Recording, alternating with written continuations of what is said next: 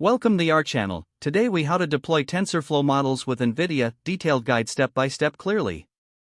Begin by ensuring you have all necessary software installed on your system. Download and install Docker if it is not already on your machine. Next, pull the latest NVIDIA TensorFlow Docker image. Open your terminal and enter the command for pulling the image. After the image is downloaded, launch a Docker container. Use the appropriate command to start the container with access to your GPU. Next, navigate to the directory where your TensorFlow model is located. In your terminal, run the command to copy your model files into the Docker container. Once the files are in the container, execute the necessary commands to set up your TensorFlow environment. Load your model by running the appropriate TensorFlow code within the container. To deploy the model, you'll need to expose the required ports.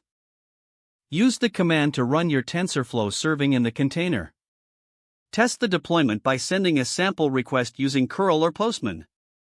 Verify that the response is as expected, indicating a successful deployment. If issues arise, check the Docker logs for troubleshooting information. Once your model is confirmed to be running correctly, take note of the endpoint for future requests. With everything set, you are now ready to utilize your TensorFlow model in production. If the page does not load, refresh the browser or try again in a private or incognito window.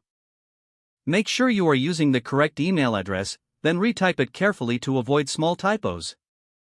If your password is not accepted, use the reset option and create a new strong password you can remember. Check your spam folder for verification or security emails, then complete any requested confirmation steps. Enable two-factor authentication if available to improve account security and reduce unauthorized access risk. After signing in, review your profile details so your contact information and settings are accurate and current. If you see an error message, note it down and try again after restarting your device and internet connection.